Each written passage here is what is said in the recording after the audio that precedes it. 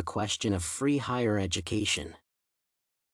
The question of whether higher education should be free on a universal basis remains topical in the current academic environment. In fact, many experts and scholars voice their concerns in regard to education's costs. More specifically, increased tuition fees may prevent thousands of students from obtaining a high-quality degree that will help them advance on the path to a successful career. In fact, the advocates of socialist systems of education insist on the necessity of free access to universities and colleges. From their perspective, such an approach reflects the human-centric ideas of today's democracies and their values. In a way, education may be considered a basic right of each person, and the commercialization of the sphere has a lasting detrimental impact on developed societies. However, it may be wiser to take a less radical stance on the matter at hand, aiming at feasible and considerate solutions. This paper argues that the unconditional access on a free basis risks decreasing the value and importance of higher education. Thus, universities can and should be free but for the people who actually want and deserve a degree. The discussion regarding a tuition-free paradigm of higher education has been heated across the past decades.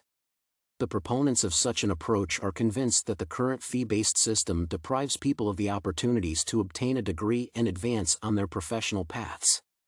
However, a tuition-free model entails an array of negative implications that are equally discussed within the contemporary body of knowledge. First of all, tuition fees become one of the primary sources of income for the institutions of higher education. Universities sustain major expenses in terms of teacher and staff pay, equipment purchases, maintenance, and other critical aspects of their functioning. According to Gayardon, without tuition fees, these expenditures will remain, becoming an additional stressor for the state economy. Furthermore, the implementation of such a system will entail hidden costs for both organizations and students. In fact, the international experience prompts Gayardon to believe that the latter will see more impediments to obtaining a degree, as universities and private entities attempt to compensate for their financial losses. Thus, the economic prospects of tuition-free education are not promising. In addition, the potential repercussions of the implementation of a free university education model extend beyond the domain of financial relations. Butler-Adam investigates the case of the South African Republic where a similar paradigm has taken effect. In this regard, the complex nature of modern systems of education entails severe issues on all levels. The resources of these systems are inevitably finite, meaning that an emphasis on higher education results in the decreased quality of prior stages. As the focus shifts toward universities and colleges, middle and high schools receive less attention, which undermines their ability to prepare competent graduates. In the case of South Africa, the implementation of a tuition-free system of higher education became associated with higher dropout rates in schools between grades 4 and 12. Simultaneously, the remaining students see poorer learning outcomes, becoming less prepared for the university-level challenges. Thus, the realization of a free university system becomes virtually pointless if the student's level does not suffice to utilize the newly obtained access to higher education.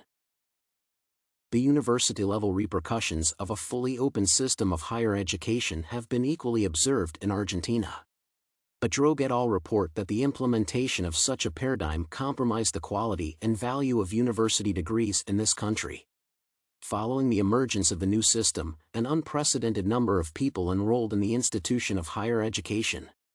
This tendency increased the workload of the faculties who continued to perform duties with limited financial resources. In addition, most newly enrolled students lacked the motivation to complete their curricula, which entailed record-high dropout rates combined with decreased performance levels. Low retention and graduation percentages cast a shadow on the perceived ability of the system to meet the expectations of the students. This piece of information makes it possible to suggest that fully open access to education leads to a greater number of students who pursue a degree out of mere curiosity. In other words, thousands of people who do not really need higher education still attempt to obtain it, wasting the finite resources of the system. On the other hand, the proponents of free education engage in the global discussion of affordability. More specifically, they state that the system in its current form prevents millions of talented individuals from becoming professionals because of merely financial reasons. Consequently, global economic development does not reach its full potential, as promising contributors do not receive enough chances for self-realization. According to Tivaringe, this tendency encompasses entire social and ethnic groups who are marginalized by communities. As a result, these people remain outside the contemporary development trends and labor markets. In this context, universities play the pivotal role of a bridge that can counteract major socio-economic gaps in both developed and emerging societies. Affordable higher education helps people become integrated into society and fulfill their potential to a complete extent. Nevertheless, in spite of the sense of being synonymous, affordable higher education is not necessarily equivalent to a completely open system.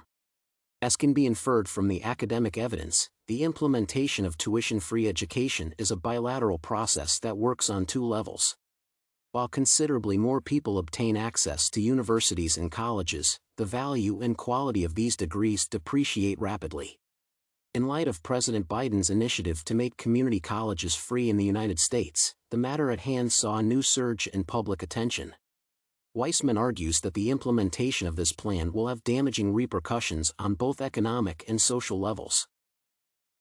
The detrimental impact is to be particularly observable in the institutions that are currently under-resourced, as lawmakers may feel less pressed to fund higher education. Ultimately, the current arsenal of developed states possesses more effective ways of making higher education accessible to talented low-income students without compromising the quality and the value of the degrees. Overall, while the necessity for more affordable systems of higher education has become acute, a completely open, tuition-free basis may not be the optimal choice. More specifically, universities and colleges should become more accessible for low-income candidates, but only if their motivation and talents are on par. Going to the extremes of providing the population with free and unrestrained access will undermine the financial capacity of the system. In the mid to long term, such a development may create a highly unfavorable work environment for the faculties of state institutions. Accordingly, qualified human resources may flee the public sector of education, opting for private institutions that, in turn, will feel free to increase their fees. Thus, an alternative, well-balanced approach to the matter at hand will yield better results.